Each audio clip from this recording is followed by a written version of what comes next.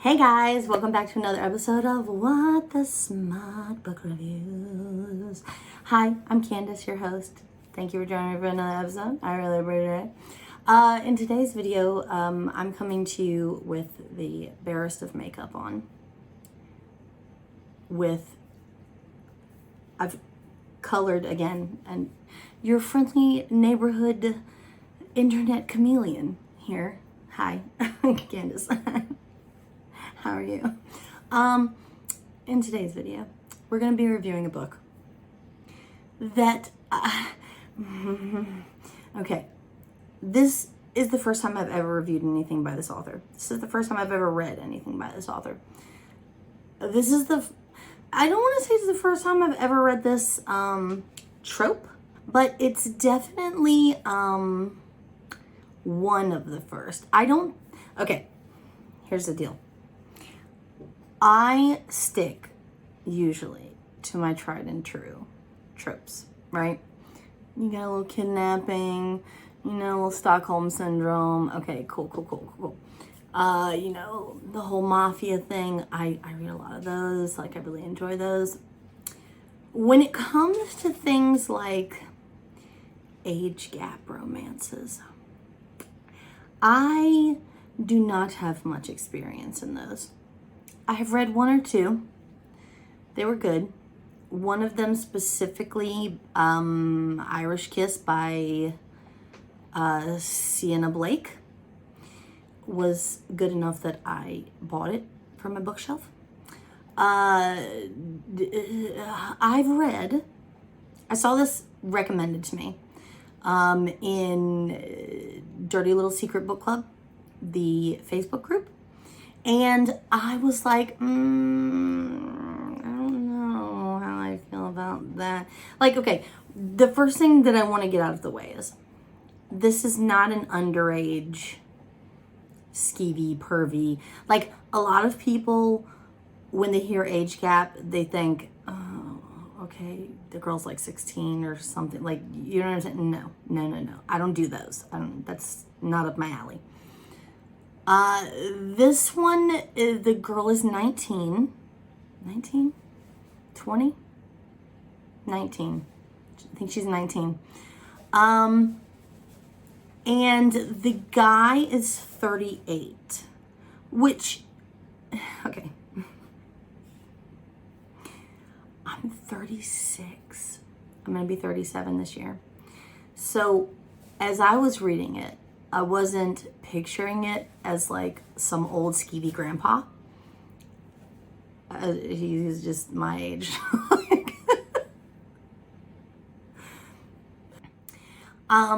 But there's definitely an age difference between the two main characters, 19 and 38. Not crazy, but 20, almost 20 years, right? So I was kind of I don't know, what's this about? What's going on here? And then I read the blurb and I was like, okay, it could be good. I'll give it a shot. I've never heard of this author before. We'll see what happens. A lot of the people in Dirty Little Secret Book Club were like, this is the best. This is such a good, it's my favorite daddy trope. You know what I'm saying? Trope book. So I tried it. And I got about, I don't know, 40% into the book. And I was literally like, oh, okay. These days, I've been in such a reading slump, but I can't even call it a slump because it's lasted for 7 years. I don't know what it is. A book really has to you know what I mean? To capture my attention and make me want to sit down and read it. Read it. Okay, I'll do a couple pages here and a couple pages here and for the sake of finishing and because, okay, it's a decent book, it's good. If I sit down and neglect things for a book in favor of reading, it has to be really good. It's gotta be. And this book, I found myself procrastinating doing stuff And I just couldn't. Every time I got a free minute, my Kindle was in my hand. I was like, I have to know what happens. Such a slow burn and so much like angst, but not like that teenage bully type angst, like sexual tension angst. I couldn't. I was like, what's gonna happen? It's been a close call. These two characters are getting ready to do something. Something's gonna go down, and then nothing goes down. They get interrupted or something happens, and one of them comes to their senses and they decide, no, I can't. And I was like, for fuck's sake, please, just give it to me. I need it now. I've gotten so far ahead of myself. It's ridiculous. I haven't even told you the name of the book. Okay, in today's video, we will be reviewing Birthday Girl by Penelope Douglas. Okay, so I read this book on my Kindle. This book is currently free to read with Kindle Unlimited. By the way, if you have Kindle Unlimited, free. Do it. You won't. You're gonna like it. I read this on my Kindle.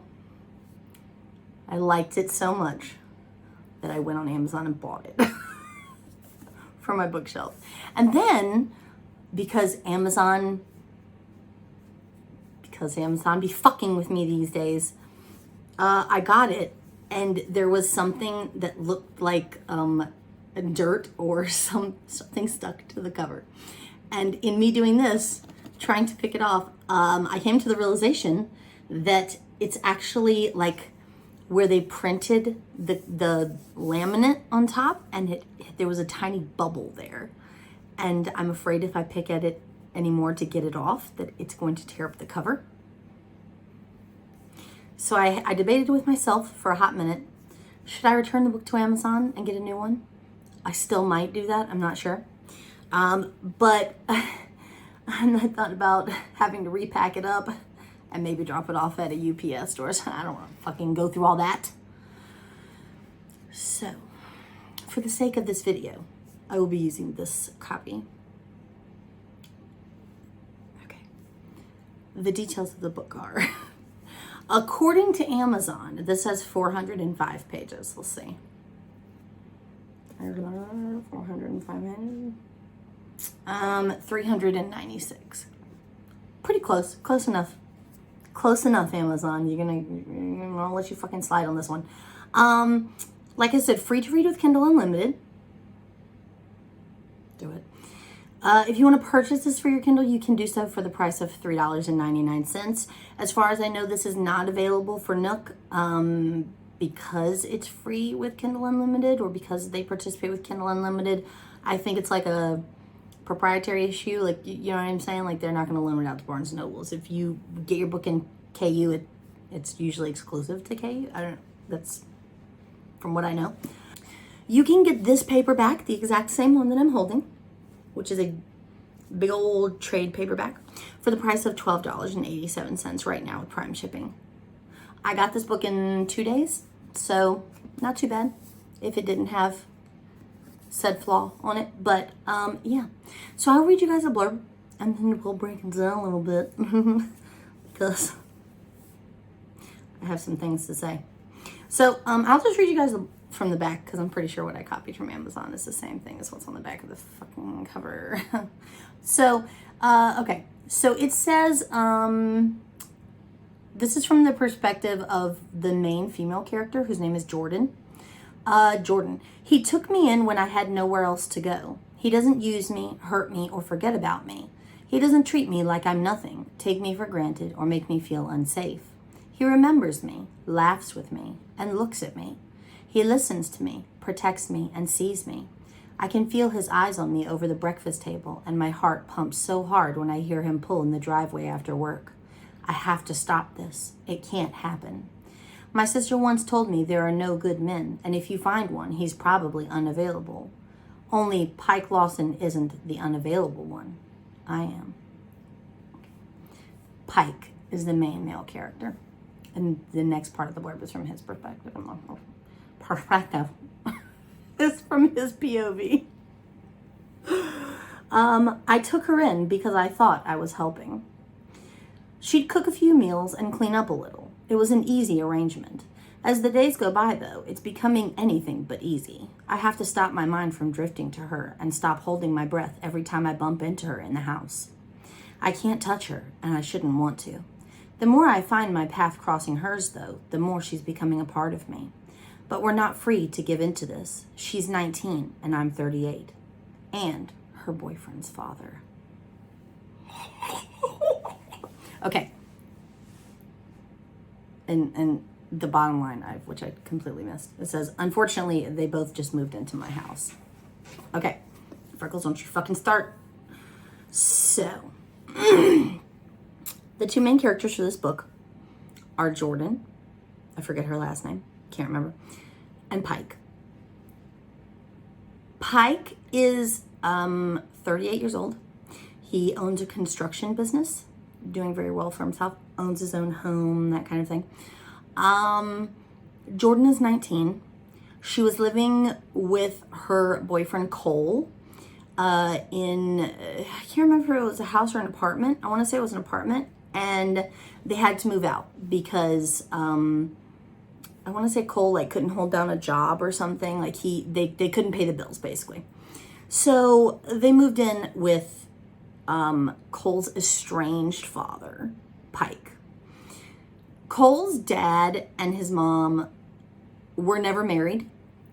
Cole was kind of like the skeeted in mistake, and his mom is like your typical like narcissistic gold digging just bitchy bimbo, but because she had primary custody of Cole growing up, she basically tainted Pike's image in Cole's eyes. So him and Cole have a very strained relationship. When it comes out that Cole and Jordan have to move out of their apartment, Pike agrees to let them move in with him in exchange for them cooking a few meals a week, cleaning, doing some light cleaning, you know, obviously cleaning up behind themselves, but also like, you know, just cleaning up the house. And I forget what else. There was like a couple of other things like chores and stuff that they needed to do. They move in. All of this happens after Jordan and Pike initially meet. Jordan is a big 80s buff. She loves the music. She loves the movies from that decade. She's really into like the bands that were prevalent around that time. She meets Pike in a movie theater. They're doing some like throwback film to the 80s, in the 80s. So she's there and Pike's there. And they happen to be sitting next to each other. They make chit chat and whatever, and it's very easy conversation.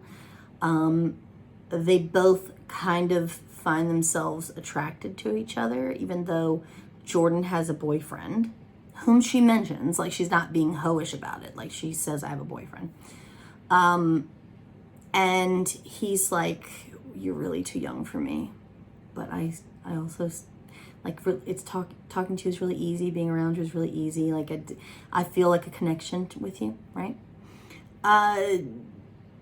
So as they're leaving the movie theater and they're saying like their goodbyes or whatever, he overhears Jordan on the phone as she's walking away, and she says Cole, and he overhears that and he's like, Cole is my son's name. And then it comes out that you're my son's girlfriend. Hey, I'm Pike Lawson. I'm your boyfriend's dad. And she's like, oh shit, but I found you kind of hot, like, you know what I'm saying? So that happens at the very beginning of the book. Then, when it comes out that they need to move in, they already know each other. I don't remember if they tell. They never Cole never finds out or doesn't know that they had met previously. I don't think. I don't remember that. But essentially, they move into the house. They're there. Cole and Jordan kind of have like they were friends first, and they had a mutual friend. I forget his name. I want to say Chris, but I'm not sure that 100% sure that's accurate because, you know, my brain is trash. They were out partying one night. Cole was supposed to be giving their friend a ride home. Cole got smashed, like drunk. Chris or whatever his name is, ended up catching a ride with someone else in the back of a pickup truck with a bunch of other teenagers. There was a horrible accident, and their friend was pinned under the truck flipped over, and their friend was pinned under the truck for a hot minute, and then he died a couple days later in the hospital. Cole has like survivor's guilt because of this, and Jordan was really torn up about it, and so they kind of bonded over their shared guilt, even though Cole doesn't appear to have learned anything from this experience. Like, you would think that if something like that happens and you feel even remotely responsible, that you'd be like, I'm never drinking alcohol ever again. Like, you would think you'd go in that direction, and he doesn't. Like, throughout the entire book, he stays out partying with his friends constantly. Like, you know what I'm saying? So they kind of bonded over their shared grief, their mutual grief that their friend was gone. And that kind of blossomed into a relationship. They were friends first, and then they started seeing each other and having sex and whatever. For the longest time, recently, or up to the present, they have kind of lost that connection, that like romantic connection. They still occasionally have sex, but it's more of like a strain at this point. And Jordan is kind of there because she doesn't have anywhere else to go. Her dad and stepmom live in like a trailer park, and they're just straight up white trash. Her mom either ran off when she was little or passed away. I can't remember. But she's not in the picture at all. So Jordan is there. She's 19, but she's very respectable. 19. She's been through a lot in her young life when it comes to like people abandoning her, and she has like abandonment issues, and she has relationship issues, and she can whatever. But she's very respectable.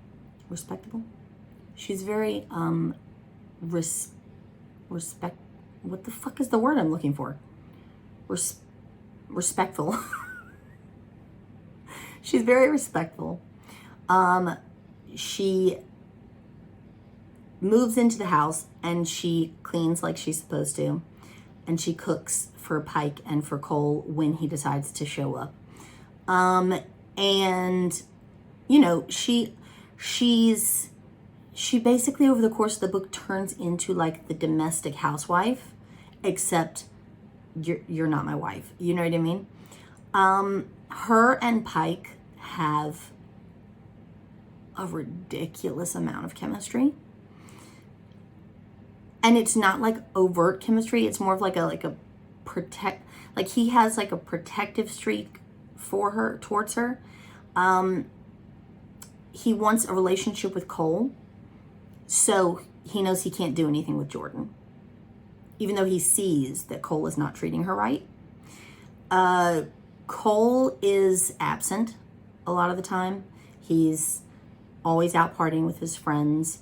There's one particular instance where he's supposed to pick her up from work, and he ends up getting tanked at like some house party, and they send someone else to pick her up instead to take her home. and it turns out to be one, like her ex-boyfriend, who was like an abusive ex. And Pike flips out about that. He's like, when he finds out that that dude used to try and beat her up, he like loses his shit. But you can tell like the protective streak that he has is not like, he tries to pass it off as like fatherly affection, but it's not. So over the course of the book, Jordan spends more time with Pike than she spends with Cole. It gets to the point where her and Cole are not having sex anymore. At one point, Cole cheats on her when she's like at work. She works as a bartender at this like local, I want to say like podunk, small town type bar. She works as a bartender. Her sister's a stripper who works at a gentleman's club and is consistently trying to get her to come over there to work where she'd make more money and could subsequently save faster to get out of Pike's house and get her own place. She doesn't want to do that. She has like a lot of self-respect. She has like a lot of, you know what I'm saying? Like she doesn't want to go down that road because she knows, even though there's nothing wrong with being a stripper, because like if that's how you want to make a living, then that's perfectly acceptable. Let's do what you do, right? That's not for her. It's not her gag. She's very modest when it comes to like putting herself on display and that kind of thing, right? But yeah, so throughout the course of the book, she ends up spending more time with Pike than she does with Cole. And her and Pike get closer and closer and closer. And then finally,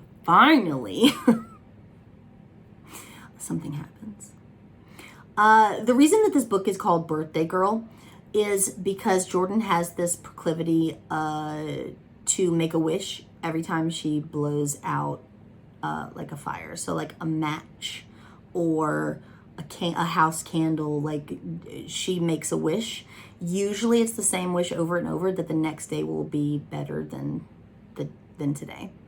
As she spends more time with Pike, that becomes like a running theme throughout the book for them.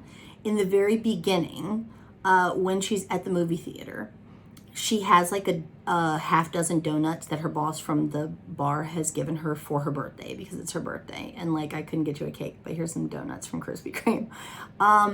And when Pike finds out that it's her birthday, he lights a match and sticks it into one of the donuts and lets her blow out the match to make a wish.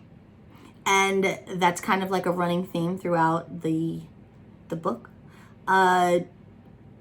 which I found very cute. And it tied in with like the title of the book really well. And I like that.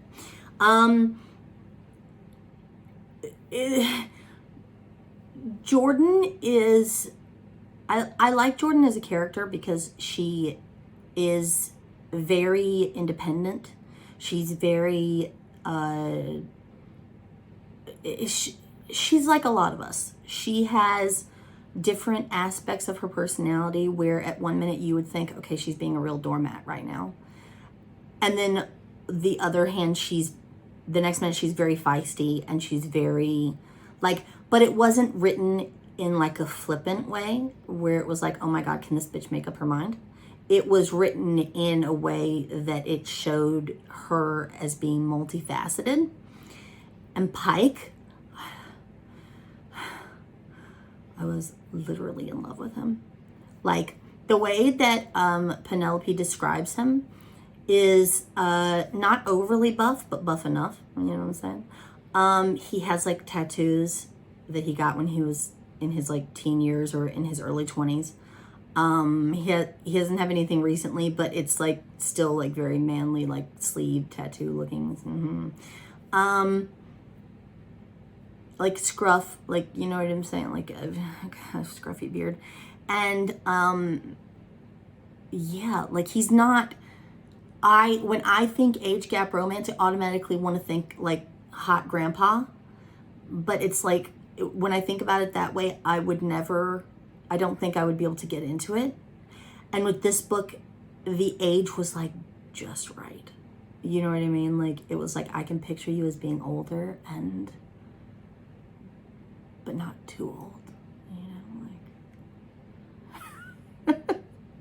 Anyway, so after Cole is found out to have cheated on Jordan, she finds out by literally walking in on him and this girl having sex in a pool in Pike's backyard, where Cole thought she was going to be at work for longer than she was. And she got out early and she came home early, and bam, you're banging this chick. Cole moves out, or like says he's going to stay with, like, he apologizes and whatever. But like in that like childish, I'm not really accepting responsibility right now type way. I'm just going to get out of the way so you can cool off, like, which really pissed me off, but okay. And he says he's going to go stay with this chick that he's banging for a while and let Jordan just stay in the house and whatever. To the outside world, Cole is still in the picture, but inside the house, he's gone. And Jordan's staying there alone with Pike.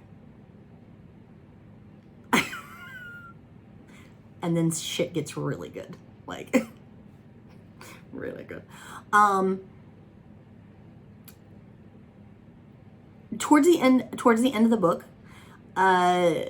Cole does have like a come to Jesus moment where he decides that on his own that he's going to grow up. He like enlists in the military. I want to say it's the Navy. He like joins the Navy. And he decides he's going to make something of himself and he's going to do whatever. At this point, him and Jordan are completely broken up. Like, there's nothing there. He finds out that Jordan and his dad have been together. And he wants to be mad, but he's more weirded out than anything else. And really, like, what right does he have to be mad, aside from, like, obviously, like, that's my dad and it should have been off limits, but you know what I mean? I kind of cheated. I kind of fucked around with you first, so I can't really be upset with you. I can be mad at dad, but, which is another thing, that, like, his and Pike's relationship, they don't spend a lot of time together throughout the book at all. Towards the end, when he's done his little bit of growing up, Cole does come back into the picture, and he does come to his dad and says, like, hey, I do want to have a relationship with you. I want whatever. If you and Jordan are happy together, then it's weird, but I'm okay with it. I'm oddly okay with it. Which is how I wanted it to end, because I was thinking to myself, like, how is she going to close this book? Like, he's going to have to... Pike has the typical guilt of like, I'm torn because I am falling in love with this girl. But when my son eventually finds out, I'm fucked. And Jordan's of the mind, like, okay, I'm falling for him, but I don't want to hurt Cole, even though he's hurt me. Because it's just weird, right? So I was wondering how that was going to go down. And it ends fine. It ends well, which is good, because I needed this book to have, like, a perfect happily ever after. And if it had ended badly on a cliffhanger, I would have thrown this author straight out the window. Like, I would have been like, you got me so in, and then you just killed me. Like, that's it. You ruined my life. Are you proud of yourself? But she didn't.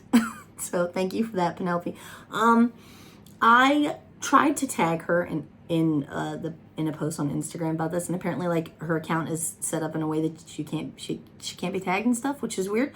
But it's whatever. I enjoyed the book. I really liked the book. I'm sure my nose itches, sorry. I'm sure there are plot points that I'm 100% forgetting. But half an hour, if I delve for any more plot points, we'll be here for an hour. So let's not do that today, because I promised myself that this was going to be a short review. But yeah, so for the rating for the book, I gave it a 9.5.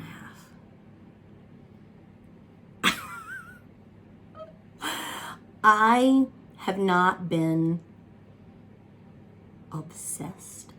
Aside from like Cressley and Gina, whom are like my ride or die bitches. Like I fucking love those girls. Aside from their books, I've not been obsessed, like this level of obsessed in a long time. So if that tells you anything, I've reviewed books on this channel and I've said I liked them, and I did, and that's true. But when you find yourself having to force yourself to close your Kindle so you can go to the grocery store because otherwise you'll starve to death, that's when you know it's a good one. Just go get it. Go read it. So yeah, 9.5. Would I recommend this book to anyone? I'm doing it right now. Go get it. Read it. That's all I can say. I would highly recommend this book to anyone. If you enjoy age gap romance, this is right up your alley. If you enjoy slow burn, this is right up your alley. I want to say nothing legit happens between the two of them until like 50-60% way through the book. And even then, it's like that's the point in which they have their first kiss / make out sesh. You still gotta wait a little bit longer for actual sex. But when the sex comes, pause. It comes. Okay. It's like, there's no appropriate words. I was happy when it happened. I was like, yes, thank you, please, thank you. I needed it. But yeah, so I would highly recommend that you guys pick up this book. I will be very soon reading more of Penelope Douglas because if I enjoyed her writing style. It's done like chapter by chapter from different POVs, not necessarily like alternating every chapter, but like you do get perspective from both Jordan and Pike's point of views, whatever. So I enjoyed that because I've talked about this in other videos, and I've said that I really enjoy books that allow me to delve into the male perspective, because I just find it really, really hot when I know what the dude is thinking or what they're feeling when they're doing certain things. So yeah, so I really enjoyed the writing style. It flowed really well. There were no like crazy hiccups to my brain. She writes very well. The plot was good. The story was good. The character development was good. The sex was good. And the ending was good, which is really everything I care about. Like, the ending is the biggest thing. Because if it doesn't have a happily ever after, I don't fucking want it, okay? So yeah, I would highly recommend you guys pick up this book, give it a shot. Like I said, free to read with Kindle Unlimited. I don't know how long it will stay free. So if you're watching this and it's no longer free, I'm sorry. My bad. But it is only $3.99 to buy for your Kindle, so go for it. To my knowledge, you can't find this book used on eBay, I don't think. You may be able to find a digital download on eBay, but it's going to be about the same price as, you know what I mean? And yeah, I think that's it. I think I'm done. That's it. I really thank you guys so much for watching. If you enjoyed this video, if you like me and you like my channel, please consider subscribing. I would really appreciate it. If you'd like, you can follow me on social media. I am very present on Instagram. And I do have a members only Facebook group devoted to this channel. I do have a Twitter account, although I'm not on it a lot. If you want to connect with me personally, like connect, Instagram. I will put all of the links in the description box below, and I'll put a little banner here on the screen for you guys to see. And I think that's it.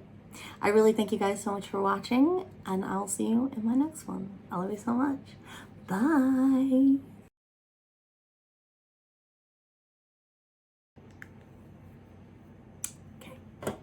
Okay. What am I doing? Okay. But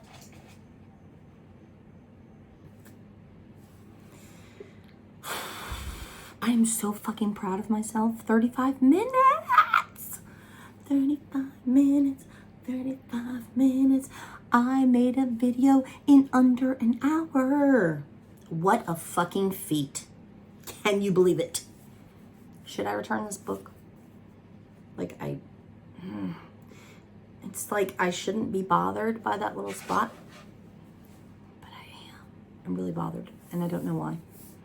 Like, it's not huge, it's not terrible, but it's enough. I don't know. Amazon is really fucking with me lately, though, you guys. Like, it seems like every paperback that I order from there comes in a box that's like not padded at all, and it's just getting banged up in there. Like, just when I got my copy of Jennifer L. Armentrout's Crown of Gilded Bones, the binding, like this part of this bit up here, crunchy, like just straight crunch, and I was like, what the fuck? What the fuck, man? Like, Amazon, y'all, okay, I can't, okay, one good thing I will say about this, and I've talked about this in previous videos also, and this is all in the bloopers, and nobody cares, but it has, like, that, something about the way Amazon prints, like, these large trade paperbacks for, like, indie authors and stuff. The covers that they choose are like a matte, but also kind of suede-ish feeling. It's so weird. It's so difficult to explain. If you know what I'm talking about, then you know. If you don't know, it's very difficult to explain. But, yeah. What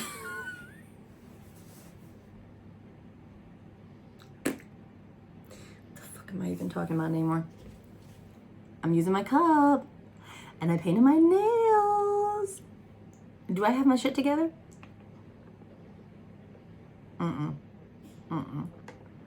Not at all, not at all.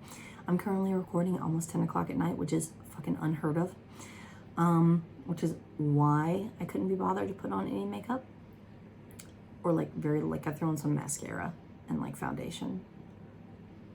And that's pretty much it. Like a little bit of like nude lip color, and that's it. I couldn't be bothered with anything else, y'all. I'm sorry.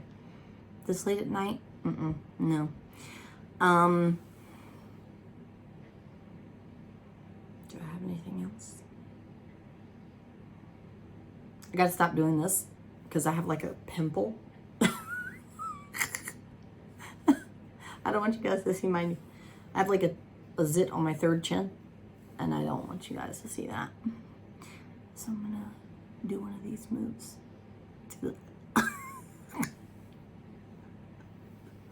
What's wrong with you? What's wrong with you? P.S. I dyed my hair red again. And as you can see, it was red for literally like 3 days.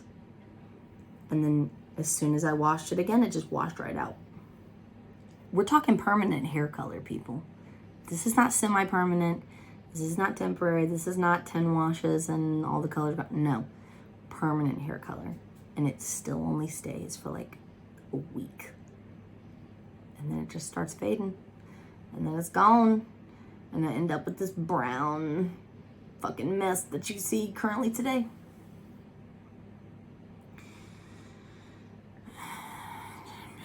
I can't be bothered. Every other thumbnail, it has me with a different hair color. And there's a reason for that, because I dye my hair every 2 weeks. Which is probably why my hair doesn't hold color. Because I've killed it. I've just killed it. It's whatever. Wait till I go black. I don't think I've had black hair on this channel at all. I've had like deep burgundy. That's about as close as I've come. In my wayward youth, I was very emo. And I had black hair. And it made me look like a straight up witch. Like, I was so fucking pale. I'm still pale. Like, if I have a farmer's tan. Do you guys know what a farmer's tan is? Like, where your forearms are like, ooh, like, look at that tan. Isn't that nice? In comparison to my face, you can already see a difference. And then, like, fuck. Look at the difference. Embarrassing. Embarrassing. Okay. I think that's enough for today.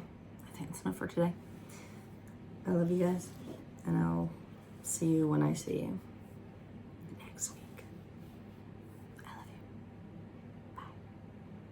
My remote's probably dead again, so I gotta... Is it gonna work?